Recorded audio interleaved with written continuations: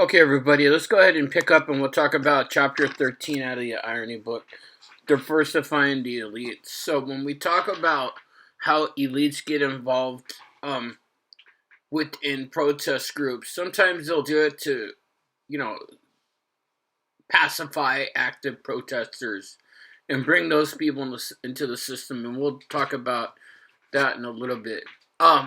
If we look at kind of minorities in them acquiring elite status. By 2020, the United States has had an African American president, an attorney general, secretary of states, governors, Supreme Court justices. We have a woman who is a former Speaker of the House and also the same current Speaker of the House. We've had women as Secretary of State, Clinton, Madeleine Albright, Condoleezza Rice. We have a Hispanic on the Supreme Court, Sonia Sotomayor. 101 women in the House and 23 in the Senate. We have 48 African Americans serving in the House, 3 in the Senate. 41 Hispanics serving in the House, 5 in the Senate, and 13 Asian Americans in the House and 3 in the Senate, all in this time. If we look at this is a good illustration. If you look at some of these links that I have posted, if you talk about racial and ethnic groups, obviously the number one ethnic group here in the United States is the Latino ethnic group, and that's growing. And we'll talk a little bit more about that in a little bit. Okay, so when we talk about African Americans and some of the struggles they've had to overcome slavery, segregation, and other civil rights limitations. Latinos or Hispanics have been denied citizenship and had their immigration restricted.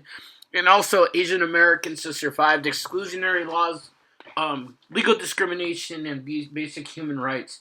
The book doesn't touch too much on Native rights, but we are going to as a supplement to this lecture. Okay, what's the American dilemma? What do we mean as the American dilemma, right? We're founded on the premise that all men are created equal, yet slaves were only counted as 3/5 of a person and didn't even have citizenship. They were property, right? Now, when we kind of continue the evolution of African American rights here in the United States, the 13th Amendment abolished slavery. The 14th Amendment required all states to provide equal protection under the law. And the 15th Amendment prohibited federal and state governments from trying to abridge the right to vote based off of race, color, or servitude. So, one of the more horrible court cases that we've had here in the United States is Plessy versus Ferguson, which upheld state laws requiring segregation so long as facilities were separate but equal. As we know, at that time and continuing all the way up to the 1964 Civil Rights Act, facilities were not equal, and we'll talk a little bit about that.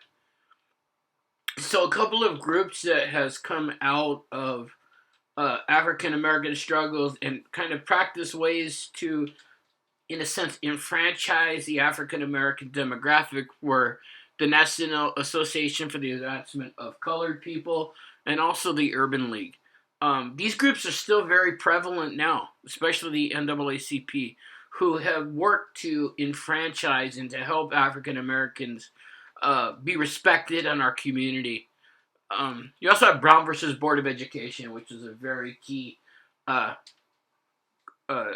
Supreme Court decision that overturned Plessy, and that basically said that you cannot segregate based off of race, and any type of segregation, even if facilities were equal, is unconstitutional. I mean, we've had Jim Crow laws in the South. Jim Crow laws were laws that basically separated the races down in the South.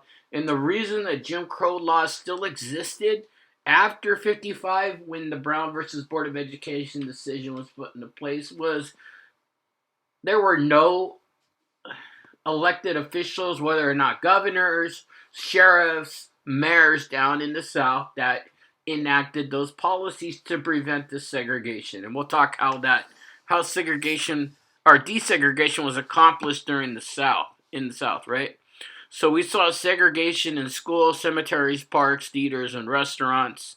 Often anyone who is suspected of having a black ancestor, even just one in the very distant past, was considered to be a person of color. And we'll talk a little bit about that going forward. So, as we know, we've had mass resistance to desegregation. Eisenhower used military force in 1957 to integrate Little Rock, Arkansas Central High School. President Kennedy used federal troops to enforce desegregation at the University of Mississippi. If any of you have seen Forrest Gump, there's a scene where Forrest is attending the University of Alabama, and the governor of Alabama, George Wallace, at the time, symbolically stood in the doorway of the university to prevent an African American woman from going to school there. But eventually, a lot of the segregation that we're talking about and desegregation was accomplished by law enforcement and military force. That's something to try to understand, right? So I think two key things that are coming out of this is that the reason we had segregated facilities back in those times where there were no elected officials that were trying to enforce the 14th Amendment or enforce some of these restrictions on Jim Crow laws. And when they did, and when we had enforcement by the federal government, it was done by military force. Does that make sense? Hopefully that makes sense. One of the the motivating factors that we all know in the Civil Rights Act was the Rosa Parks not wanting to move her seat on the bus, which inspired Martin Luther King and generated the civil rights movement in the South during the 50s, where you had techniques that involved, breaking unjust laws, civil disobedience, but nonviolent civil disobedience, bearing witness, meaning you see something and you tell another person, and maybe a willingness to accept penalty to help emphasize injustice. It's interesting to look at how, kind of putting side by side the view of Martin Luther King and Malcolm X's movements. Why was Martin Luther King's movement so much more effective and maybe a little bit more revered in history than the Malcolm X movement? Martin Luther King was able to generate sympathy and empathy from northern whites that came down to the South, and along with, more left-leaning whites and blacks in the South were able to start the movement. And I don't think they would have been able to do that if it was a violent movement, because you wouldn't have had that sympathy. I mean, you saw TV as operating as one of the things that kind of gave people in the North a view of some of the things that blacks were going through, whether it was being attacked by dogs or being sprayed by fire hoses. I think that generated sympathy. Now, if we take a look at Latino Americans, and me being half Mexican, I kind of take a little bit of umbrage with the use of the word Hispanic in the text. I like the word Latino a little bit better because Hispanic kind of takes the notion that your ancestors are from Spain, which, being part of the Mexican culture and knowing a bit about my family history, which is they didn't evolve from Spain. A lot of them were native Mexicans. So, I will use the word Hispanic, but I'm not too happy about it. But that's just how the text talks about it. We had the Treaty of Guadalupe Hidalgo in 1848, which ended the Mexican-American War and gave the United States a vast amount of land from Texas all the way to California and across. The U.S. acquired Puerto Rico through the Spanish-American War in 1898. We had immigration that was fairly open in the 20s, and we had also something called the Bracero Program, which imported Mexican laborers that lasted into 1964. One of the interesting court cases that didn't make it to the Supreme Court, but was decided in the Ninth Circuit Court of Appeals, was Mendez versus Westminster School District. So we're talking about Westminster, which is about 90 miles from San Diego, right? At this time, plaintiffs claimed that their children, along with 5,000 other children of Mexican ancestry, were victims of unconstitutional discrimination by being forced to attend separate schools for Mexicans. And the funny thing is, not funny, haha, but the odd thing was admission was based on skin tone and surname. So if you had a darker skin tone or you had a Spanish surname, you're going to be put into a school for Mexicans. And it was being segregated at the time. This made it all the way to the Ninth Circuit Court of Appeals. The Ninth Circuit Court of Appeals basically found that it wasn't racially motivated, but the school district wasn't allowed to do what they were doing based off of state law, so it was illegal. That was the whole point of this case. Now, Asian Americans have also encountered a struggle for their civil rights here in the United States. We talked a little bit about the Executive Order 9066 that interred Japanese Americans after the attack on Pearl Harbor. Even, with the whole COVID-19 scare, we've seen violence against Asian Americans. We've seen the Chinese Exclusion Act of 1882, which made Chinese immigrants ineligible for citizenship. And we also seen something called the multiracial movement, where we're starting to see a time now, and our census is this year. And ever since 2000, the census has been asking people if they want to declare a multi-ethnicity on designation on their census. So we're starting to see more and more people become multi-ethnic. I don't think it's as taboo to marry outside of your race as it used to be. And we've seen, since 1967, 1967, we saw the case of Loving versus Virginia, which made it illegal for states to ban interracial marriages. And when you think about it, 1967 isn't that long ago, right? So only since 1967 has there been a law that states can't prevent interracial marriages. So, kind of out of the 60s, we also saw the 1964 Civil Rights Act, which we talked about when we looked at the presidency of LBJ. Title VII of the Civil Rights Act makes it unlawful to discriminate or segregate persons on the basis of race, color, religion, or national origin. Notice that we're missing one demographic group in there, and that demographic group are homosexuals, right? So right now, the Supreme Court, and I'm not quite sure on the duration or when this is going to be resolved, but the Supreme Court is deciding whether or not gays are going to be a protected class under the Civil Rights Act. So if they are, it might have impacts on the military, facilities, and so on. So that's something that's being argued and being thought about right now. Now, when we talk about affirmative action, right? So we have kind of two schools of thought. Should we have equality of opportunity, and should we have equality of outcome? Equality of opportunity basically says that you should be able to be whatever you want to be in life, and the government should ensure that we all have equal opportunities to be whatever we want to be in life. Now, equality of outcome is a little bit kind of a socialistic principle where we think, are we going to be sharing, whether it's income, jobs, material, things regardless of ability, talent, initiative, work, or luck? So, equality of outcome is kind of that Bernie Sanders generation that are a little bit more apt to redistribute the wealth. But, when we talk about affirmative action, can affirmative action be a sense of reverse discrimination? Now, let's look at this case called Regents of the University of California versus Bakke. So Alan Bakke was a 35-year-old white man who had applied for admission to the University of Davis Medical School, and he was rejected the 2 times he applied. At that time, the school reserved 16 places for minorities out of the 100 that they would normally let in an academic year.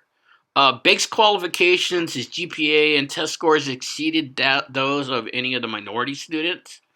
So he argued that he was being discriminated against based off of his race. And when we look at it, did the UC system violate the 14th Amendment Equal Protection Clause and the Civil Rights Act of 1964 by practicing an affirmative action policy that rejected Bakke's application and admission to the medical school. For the justice contended that any racial quota supported by the government is against the law, right? So what we need to understand is out of this is that a school cannot enforce a strict, rigid racial quota. That is a violation of the 14th Amendment.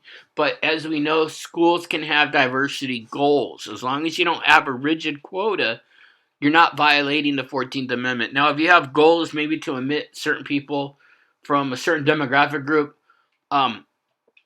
as long as it's not a strict racial quota, it will be okay. Now, kind of when we talk about opinions of affirmative action, sometimes people don't necessarily understand it. And if we look at the slide right here, let's look at what this says. Affirmative action to help blacks, women, and other minorities get better jobs and education is supported by 70% of the public.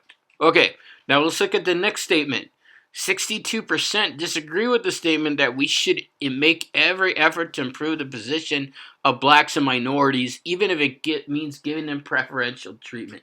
So as we can see, the question is about the same, but people feel a little bit hypocritical on that. Okay, so we also have the women's movement, right?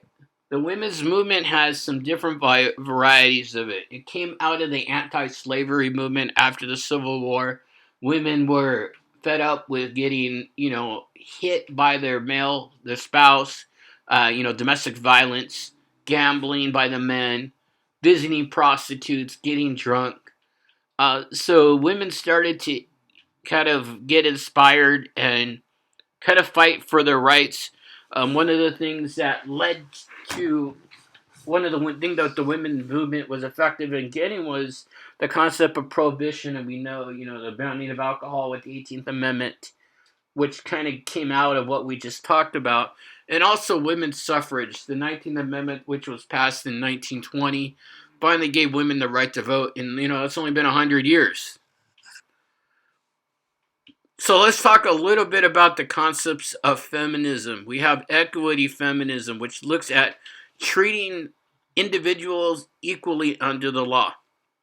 Now, when we kind of look at the word feminist, sometimes it's used as a pejorative term, but we've had classes of feminism throughout our history. Our second wave of feminism came in the 60s and 70s, where we have radical feminism, which seeks revolutionary restructuring of virtually all social institutions. Liberal feminism, which focuses on socialization of children into gender role and seeks reform. And postmodern feminism, which seeks to reconstruct sexist philosophy, history, and language. Now, when we look at kind of women in the workplace, more than 70%, and I think this is maybe a dated statistic, more than 70% of the women who are married are in the workforce. Now, let's kind of maybe find a reason why this is true. Why would 70% of married women be in the workforce? I think there's two simple answers. A, they're capable of it, right? They're capable of being, heads of companies. And B, women have to be in the workforce now. You know what I mean? It's really hard to live on one paycheck now. And mostly, when we have two income families, that's a little bit more sustainable than just the traditional leave it to beaver, dad goes to work, mom stays home, cooks, cleans, and has dinner ready when the man comes home. That doesn't exist anymore. So women are still underpaid. We've also had Title IX of the Education Act Amendment of 72.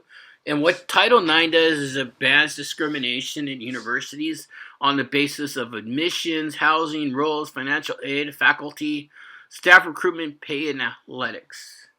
So as we know, women's athletics has to be funded as well, right? And we hear the inequity of pay arguments that come out.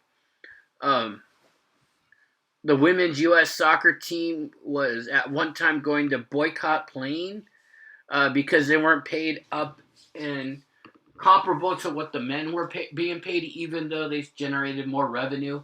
And, honestly, won more championships than the men, are probably more famous than the men, when you think about it. So we've had women be heads of Fortune 500 companies. Nancy Pelosi is the current Speaker of the House. Now let's talk a little bit about gay rights. Religious stance on biblical prohibition and incorporation into secular law. Like I said, a lot of these gay rights are based off of, or anti-gay rights are based off of maybe religious feelings. Homosexual intercourse was illegal in parts of the U.S. to 2003. And in 1964, the American Psychiatric Association removed homosexuality from the DSM, which is which is a manual that has abnormal actions to it. So before it was considered a mental illness, but not anymore. The Diagnostics and Statistics Manual removed homosexuality as a illness from its listings. So when we talk about gay rights, we've seen the 1969 Stonewall riots, which happened in New York City, where the NYPD went in and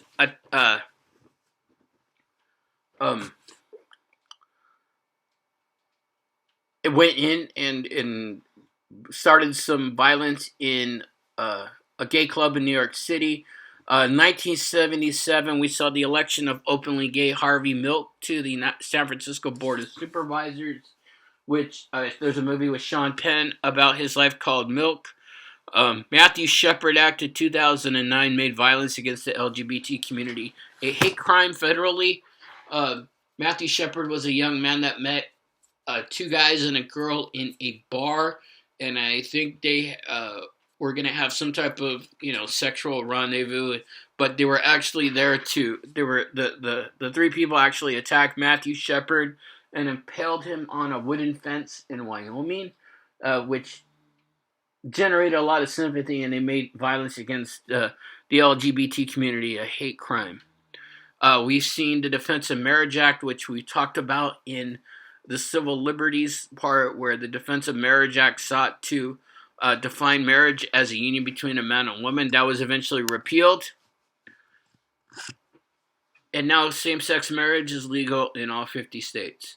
And the only way to be able to prevent same-sex marriage from being legal is to pass a constitutional amendment. Okay, so that's what we have in civil rights. Remember to take a look at the Nixon chapter that is part of this as well, and we will talk to you soon.